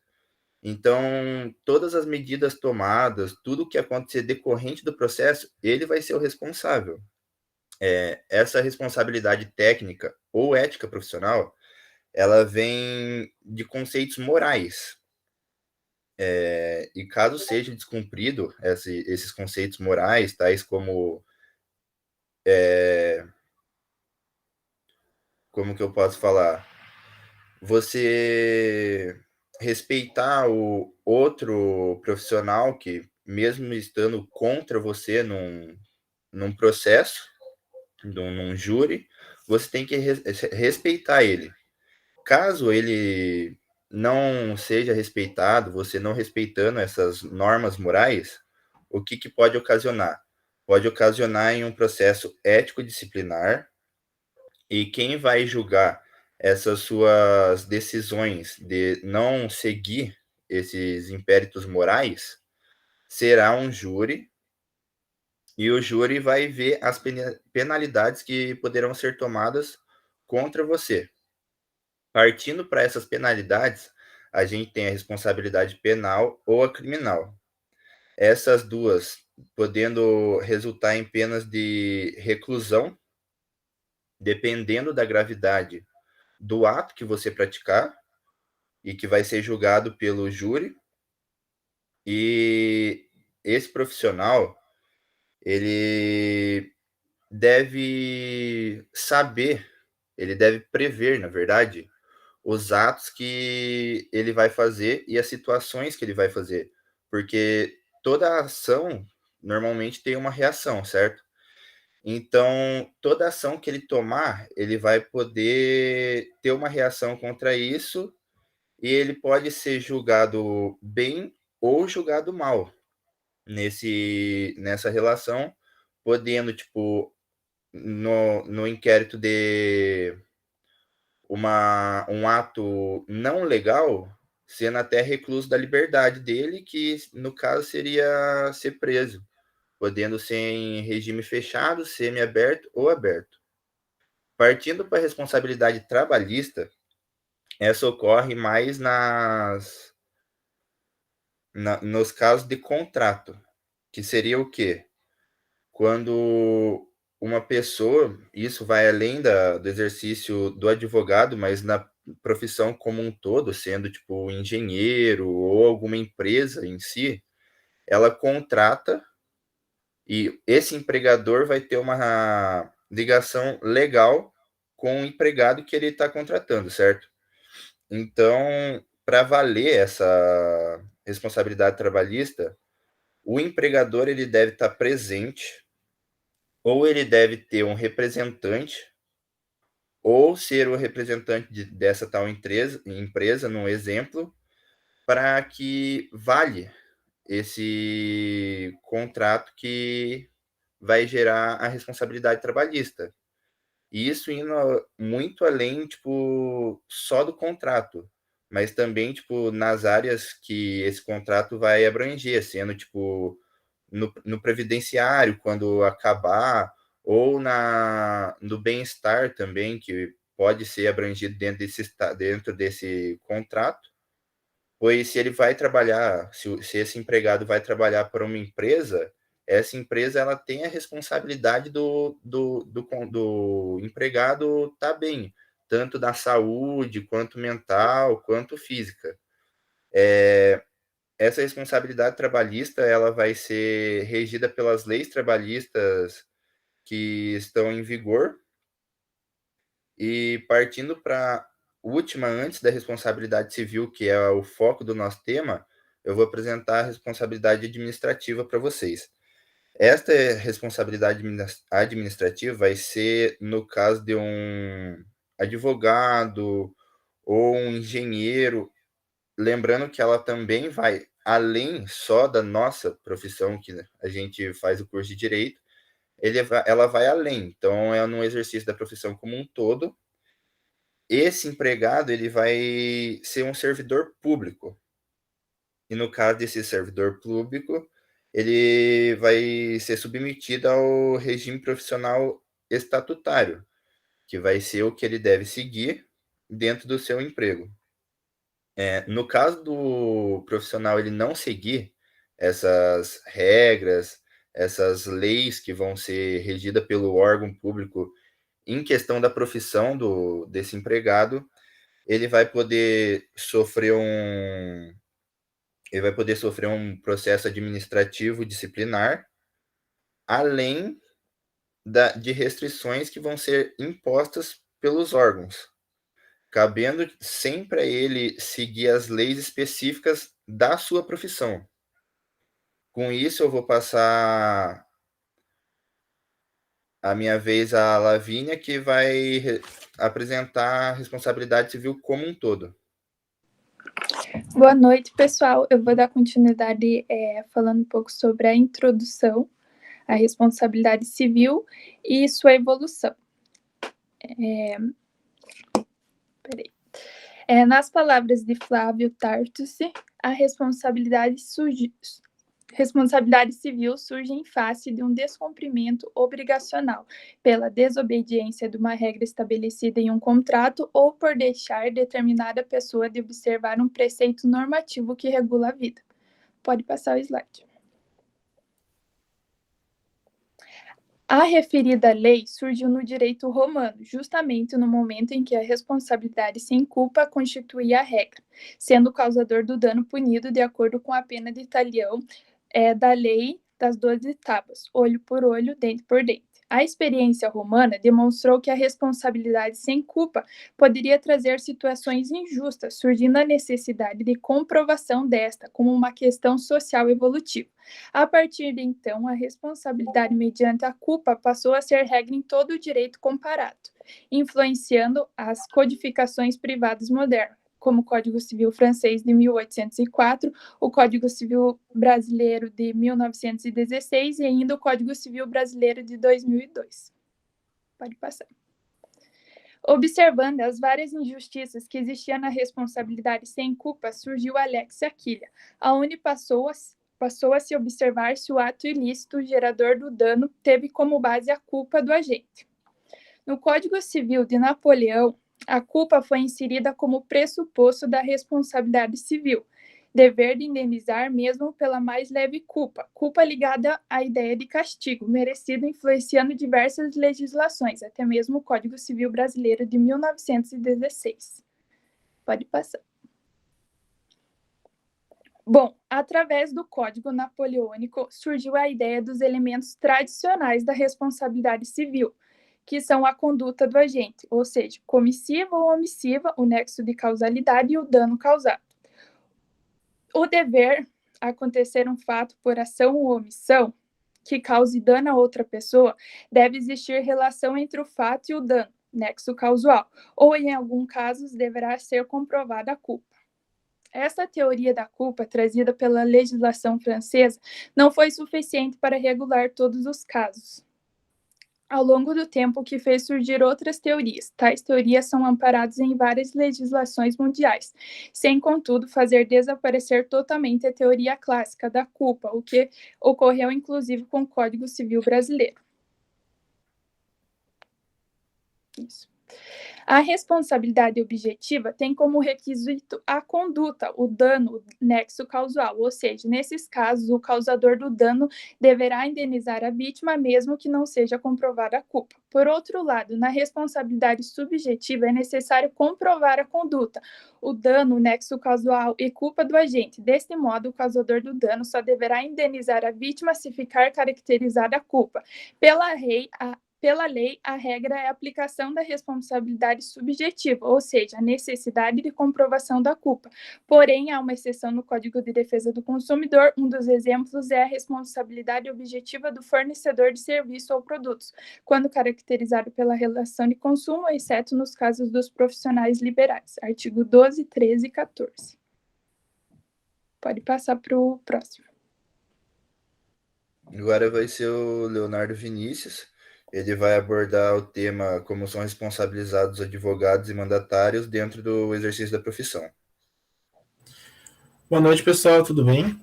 Vou pedir desculpa se em algum momento vocês escutaram alguns gritos aqui fora. Eu moro do lado de uma quadra de futebol, então, mas estou fechando as janelas aqui, eu espero que não atrapalhe a apresentação.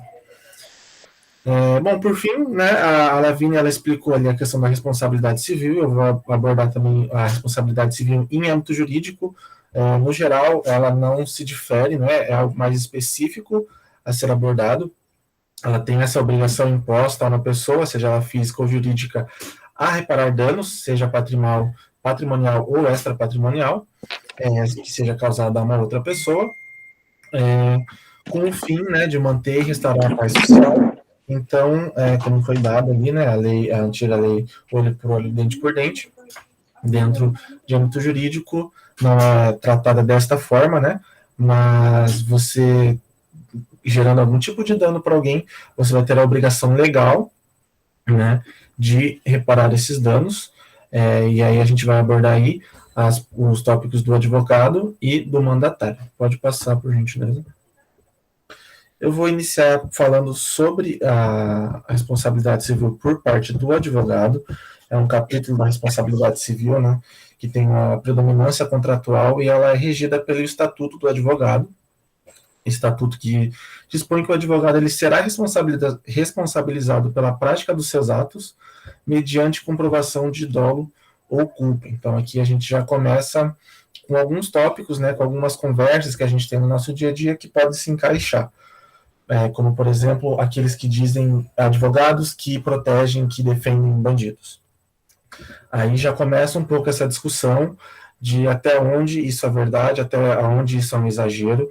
O advogado ele tem, sim, a responsabilidade civil de tanto manter pessoas criminosas fora das ruas, quanto dar às pessoas que cometeram esse crime uma sentença justa, nenhuma extrapolação dessa pena, nenhuma pena abusiva, né? Então a gente já começa a moldar um pouco desse foco que a gente vai seguir aqui na nossa apresentação.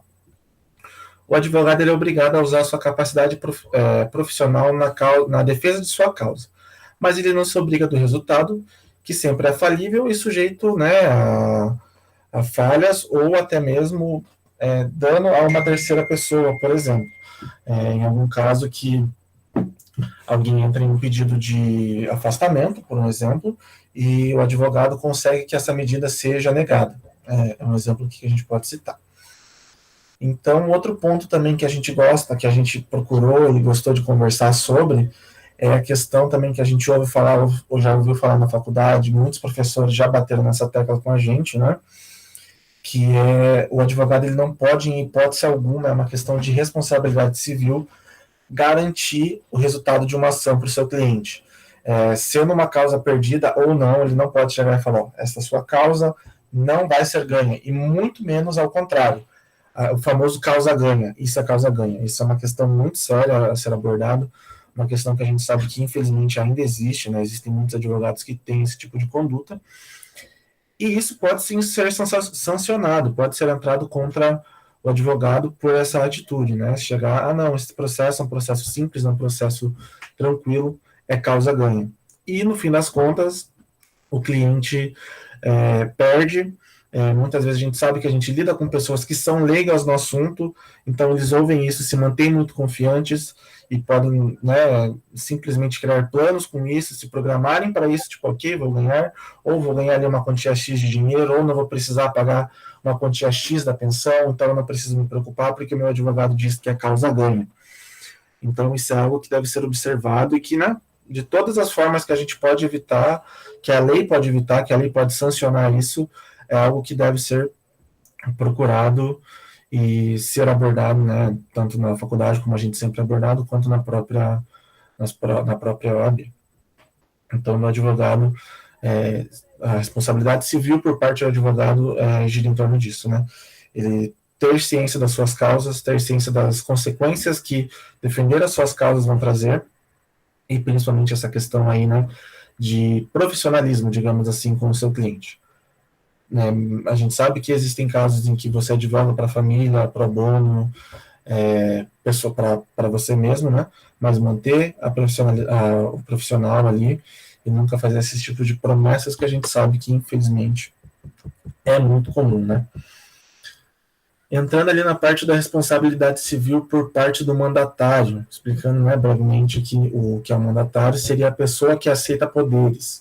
Seria a pessoa que, por exemplo, numa pessoa incapaz, numa pessoa que não responde por si mesmo, ela passa os seus poderes legais, judiciais, né, para uma segunda pessoa. Um pai passa por uma filha, e etc. Né? Então, essa seria a parte do mandatário, que também existe ali a responsabilidade civil. Existem duas relações entre o mandante, né, que estabelece o poder, e o mandatário que recebe esse poder, que é oneroso, onde a atividade do mandatário ela é remunerada, ou ela pode ser gratuita também. Então, existem essas duas modalidades, né?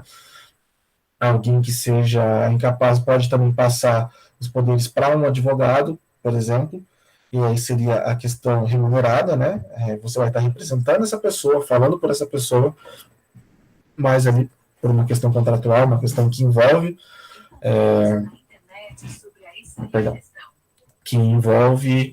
aí uma questão de contrato, uma questão, né, de remuneração, e a questão gratuita, que seria uma das mais comuns, pelo que foi pesquisado, né, até uma questão de família, uma pessoa que fez 18 anos, mas por algum motivo não responde, seja por deficiência, seja por um acidente, qualquer coisa do tipo, né. Então, essas são uma das relações que a gente tem ali entre mandante e mandatário. E, nesse caso, em ambos os casos, tem que fazer essa manifestação da vontade da parte do mandante. Né? Então, ela tem a responsabilidade, tanto civil quanto pessoal, de entregar para o juizado, para o juiz, para quem está analisando o processo, para o advogado, para todo mundo envolvido, realmente a parte do mandante, sem expressar nenhuma da sua vontade. Você está falando estritamente por essa pessoa, então você tem que manter essa parcialidade, né? A responsabilidade civil do mandatário ela é subjetiva, porque ela tem que agir de acordo com dolo ou culpa no caso de prejuízo. Então, se, por exemplo, alguém passa os poderes para mim e eu me porto no processo conforme a minha vontade e isso cause um prejuízo para o mandante, eu vou ter sim que cumprir com esse prejuízo, com esse dano, com esse dolo, né? Em casos de pena, que são casos mais extremos, o mandatário ele vai ter que cumprir com essa responsabilidade, ele não vai só ali falar pela pessoa que for sancionado, a pessoa que se vire, né, entre aspas, falando chulamente, a pessoa que arque com as consequências de algo que ela deu esses poderes arbitrais para o mandatário. Né, então, aborda essa parte. E também falando sobre a extinção de contrato, né, no caso de existir um contrato, como a gente abordou ali, existem os dois casos, que existe o remunerado ou não, no caso do remunerado, ou pode também, né, ser feito de forma gratuita, mas no caso de contratual, no caso de produção contratuais, né, mas existe essa diferença se vai ser remunerado ou não.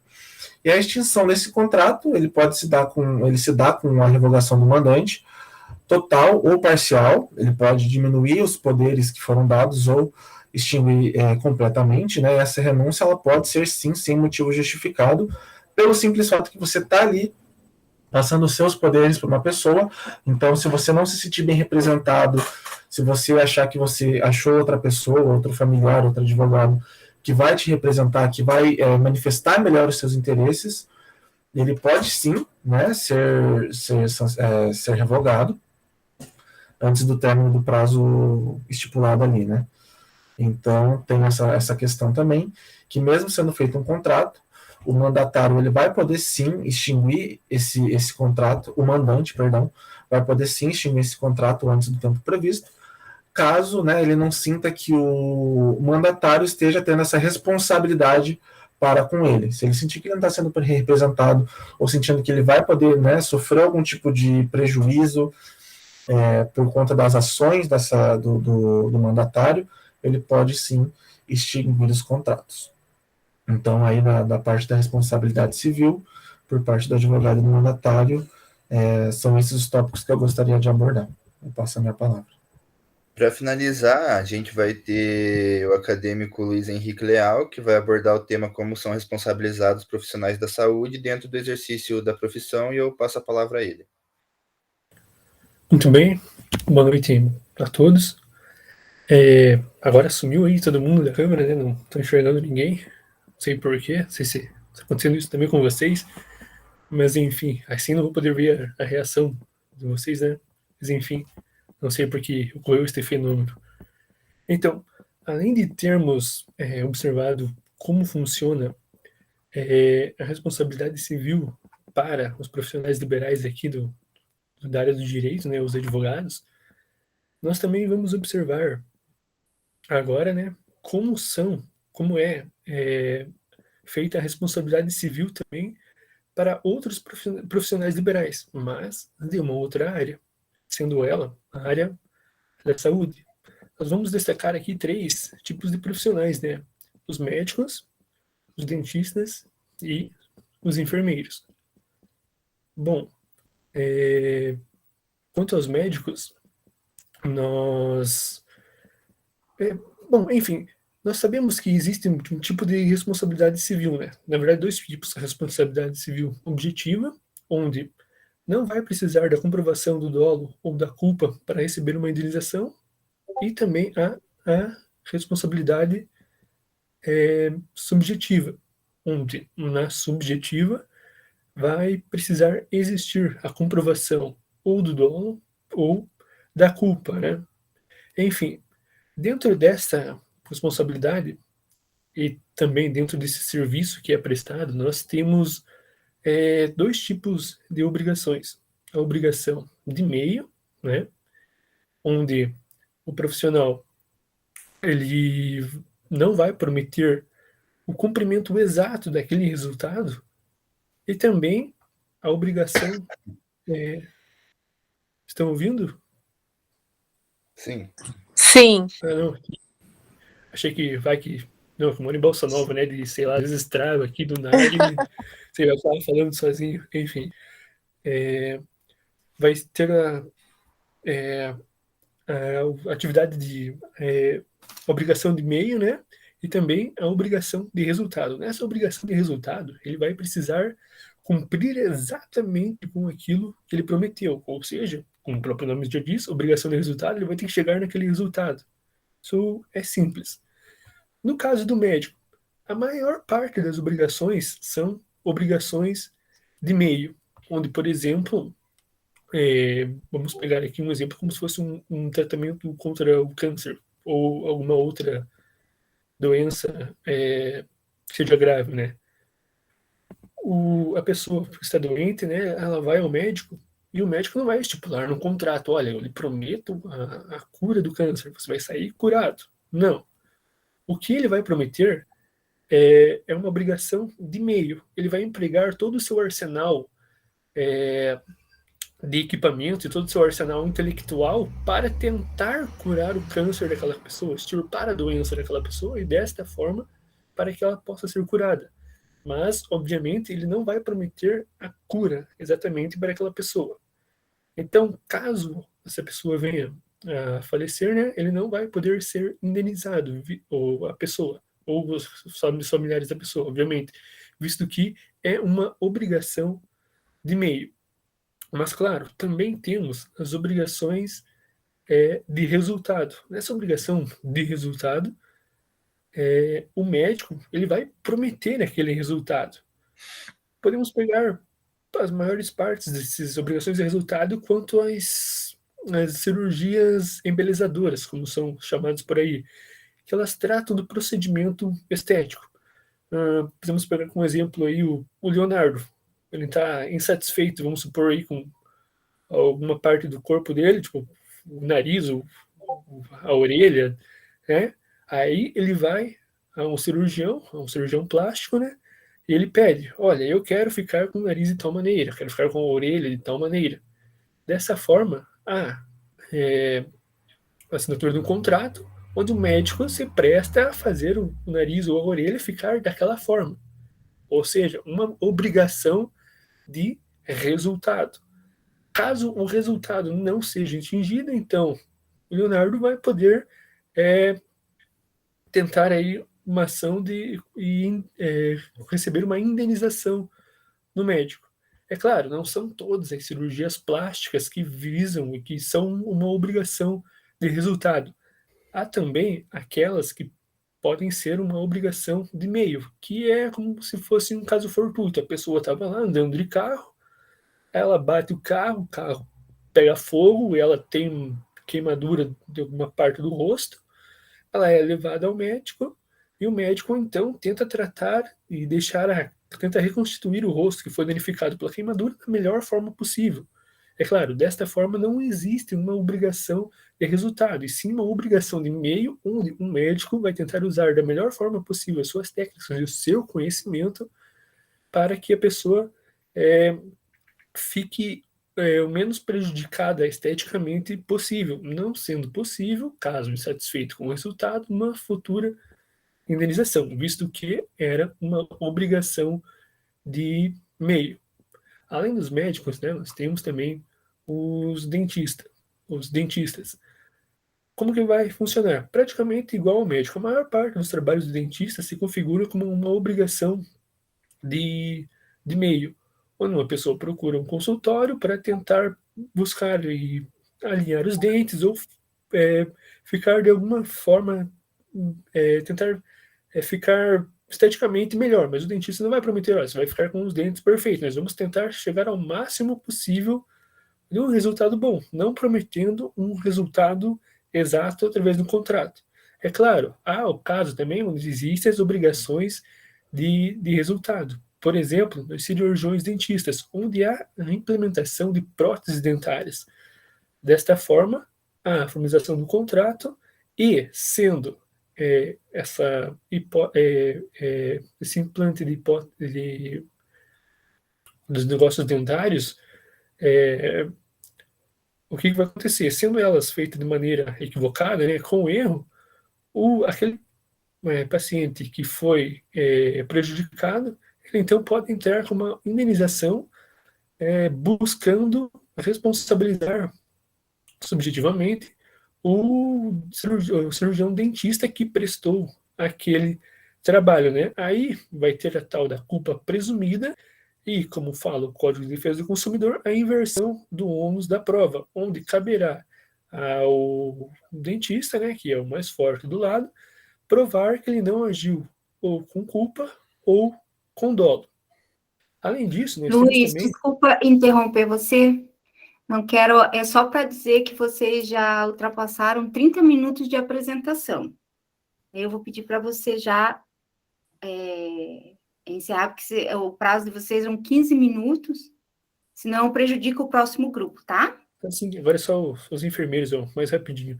Também, por fim, né, para acelerar, temos os enfermeiros, onde eles também vão dar um serviço, uma obrigação de meio, onde ele não vai prometer cumprir com tudo aquilo que ele não vai prometer um resultado final, mas sim agir da melhor forma possível para que o paciente consiga ter uma boa condição. Tipo, a pessoa está lá internada, ele não vai prometer que vai agir por forma de contrato para sarar aquela pessoa, mas vai tentar agir conforme todo o conhecimento que ele tem para evitar o pior possível. Além disso, né, também só para finalizar, nós temos os médicos que trabalham em clínicas onde eles não são os donos, né, o CNPJ pertence a outra pessoa. Desta forma, esse médico, vamos supor, ele é contratado para prestar serviço numa clínica em tal horário. Aí esse médico, em tal horário, tinha uma consulta, ele não foi lá por algum motivo que agora não cabe destacar, e a pessoa sofre algum dano, o paciente. Desta forma, a pessoa lá vai entrar com uma ação contra o consultório, contra a clínica a qual o médico é vinculado. E aí a clínica, o que ela vai fazer? Ela vai entrar, então, assim como é no serviço público, com uma ação regressiva para tentar buscar o prejuízo que ele teve contra o médico. Enfim, desculpa pelo tempo, professor, e acho que é isso.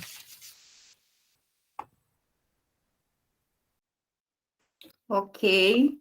Eu já vou passar a palavra parabéns pela apresentação de vocês, né? Eu vou passar a palavra para o próximo grupo e no final a gente comenta tudo, porque a gente já está ultrapassando o tempo do último grupo, né? Grupo 5, Bruna, Nathalie, Professora, e Leontina? tem um Oi. recado ali no grupo da turma, ali parece que houve um imprevisto, não li direito, porque apareceu aqui no meu celular, vou dar uma olhada. Alguém do grupo, professora, pegou e falou: por favor, avisa a professora Janice que ocorreram inúmeros imprevistos emergenciais. Graças, aí. colegas. A Bruna que escreveu. Eles não vão apresentar? Só está escrito isso, que ocorreu alguns imprevistos e pediu para avisar a senhora. Não tem ninguém do grupo aqui? Não. Não.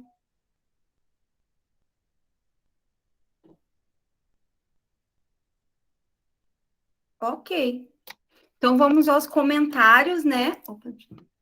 Nós apresentou por eles, professora, por isso que eles não quis apresentar. Exatamente. Primeiro, eu queria parabenizar a todos, tá? Pelo comprometimento, pela responsabilidade, tá? Pela organização, né?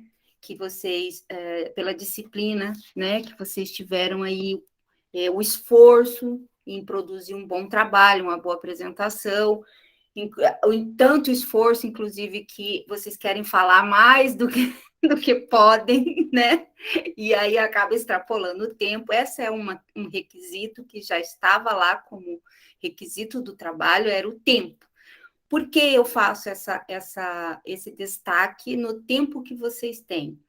porque é assim que vai acontecer na banca e muitas vezes acontece assim também. Quando você vai para uma sustentação oral no tribunal, você tem 10 minutos. 10 minutos para falar para o colegiado de desembargadores tudo aquilo que é mais importante no seu processo, que vai favorecer o seu cliente. Então, você tem 10 minutos. Quando chega 10 minutos, eles cortam seu microfone. Tá? Então, tudo isso é importante para vocês já irem lidando com essa situação, que vocês têm ali um prazo, né? Para a apresentação de vocês. Então, o que é importante no trabalho de vocês, né? Então, se eu tenho 15 minutos, eu vou focar naquilo que é mais importante no meu trabalho, que é mais importante no meu processo, que é mais importante no meu TCC, para que seja apresentado aos outros, né? Então, isso daí faz parte também da organização, né, do trabalho, e com certeza nas próximas vezes que vocês tiverem isso, vocês vão estar, todo mundo ali cumprindo o prazo certinho, né? Vocês demonstraram que vocês são capazes, né? Que vocês podem sim apresentar trabalhos e fazer defesas de TCC, né? Que vocês são criativos, né? Que vocês são talentosos, que demonstraram habilidades que eu acho que muitos nem sabiam que tinham, vídeos, né? Gravações, né? Slides com animação, né? A gente acaba encontrando aí, né, habilidades, né, e técnicas e acaba desenvolvendo novos conhecimentos, né? Vocês aí, na elaboração desses trabalhos, vocês tiveram que estudar o assunto para poder apresentar, para poder passar para os colegas, né? Os conceitos que vocês aí aprenderam, né? Muitos falaram aí dos conceitos da responsabilidade civil, né?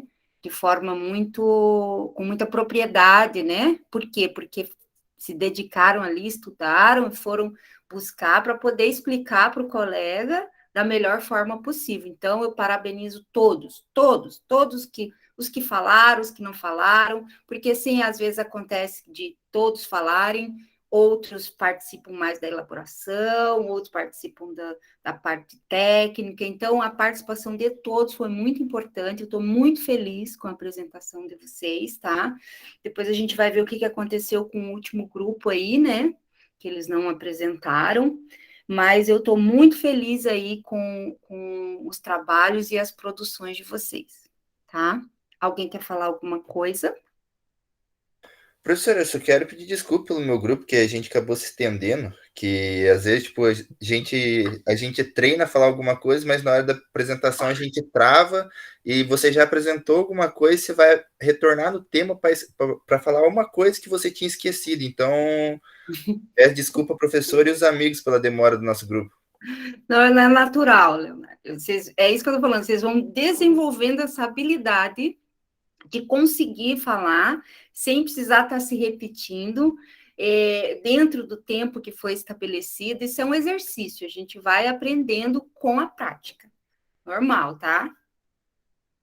Marcos levantou a mão. Bem rapidinho, professor, só para não tomar mais tempo. Na verdade, assim, só para agradecer, um agradecimento final, e realmente dizer que um trabalho assim, às vezes parece ser simples, tá? Mas é mais valioso do que a gente fazer um trabalho ali que tem que pegar um livro. Tudo bem, acho que faz parte também do livro, né? A gente tem que ter o conhecimento, tem que fazer a leitura, que nem a professora comentou, que a nossa base está na leitura. Mas eu vejo que você sai, essa angústia que você tem, aquele estresse, vou ter que falar, vou ter que apresentar tal, mas eu tenho certeza que amanhã cada um dos colegas vai pensar, vai lembrar do tema, fica na cabeça da gente, fica gravado. Muitas vezes você vai lá, pega um monte de livro, faz um monte de resumo, cata o negócio tá aqui, entrega lá um Frankenstein e daí não lembra de nada, né? E assim, não, a gente exercita a nossa memória, o nosso, vamos dizer assim, a nossa fala, enfim.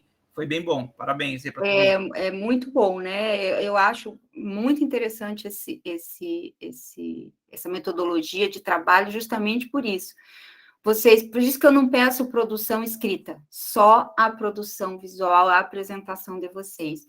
porque vocês se dedicam ali a essas leituras, a esse conhecimento, então vocês passam vocês se apropriam desse conhecimento para poder passar para os colegas, né? Então aí ninguém vai esquecer mais como é que funciona aí a responsabilidade civil no grupo do Léo, do advogado, o Luiz falou do profissional de saúde, ele não vai esquecer mais. Ele gravou isso porque ele queria passar para os colegas, né? Todos os outros, cada um que falou sobre a responsabilidade civil do Estado, como o primeiro grupo falou, né? Eles não vão esquecer mais do que eles estudaram ali para apresentar para os colegas. Sempre que estiverem em contato com alguma coisa, eles vão lembrar. Eu lembro que eu falei disso naquela apresentação, e falei isso. Então, isso é muito importante para vocês. Não só por essa construção de conhecimento técnico, mas também pela construção do conhecimento que vocês têm aí da metodologia, né? De falar, de apresentar, de controlar o tempo, de selecionar o que é mais importante, né? Aquilo que é fundamental você falar, tirar aquilo que pode ser deixado de lado, né? Vamos separar aqui o que é mais importante que eu preciso falar. Então, isso é muito importante para vocês. Eu fico muito feliz aí com o comprometimento de vocês, com a participação, com a fala, seja ela em vídeo, ao vivo, né, como aconteceu, cada um, vocês tiveram liberdade e foram muito criativos, né, isso é muito importante. Então, muito obrigada mesmo pela participação, pelo compromisso de vocês, pela responsabilidade, né, todos encaminharam para mim as apresentações, eu não conferi depois do horário, mas vocês me encaminhem, por favor, que eu vou disponibilizar no sistema para que vocês tenham lá, né, para vocês se verem, assistir, se verem falando, apresentando, depois que a gente assiste, eu podia ter feito isso, eu podia ter falado aquilo, né, aí vocês vão poder lá se autoavaliarem, né, eu vou disponibilizar lá e vocês vão poder assistir, tá bom? Muito obrigada, uma boa noite para vocês, um bom descanso, um excelente resto de semana aí, e na próxima aula eu vou fazer, acho que nós temos só uma aula antes da prova, né? Daí nós vamos fazer uma revisão, né, geral aí, e dessa parte dessa responsabilidade também a gente abordar também, para vocês ficarem com isso bem fixado aí, para poder fazer a prova, tá bom? Muito obrigada, boa noite, gente. Nós que agradecemos. Obrigada, professora. Boa noite. Obrigado, professora. Uma boa noite. Obrigada, Um professora. descanso. Boa noite. Boa noite, professora. Boa noite, professora. Até mais. Obrigado, boa noite. Boa noite. Professora, só avisar, eu acabei de encaminhar nosso trabalho, tá bom? Tá. Depois eu vou baixar lá, fazer o download. É tá que alguém falou no grupo lá que tinha que ser encaminhado o resumo. Daí o resumo eu encaminhei ontem e o trabalho eu encaminhei agora os slides. Tá bom. Boa Tinha noite, que encaminhar os dois.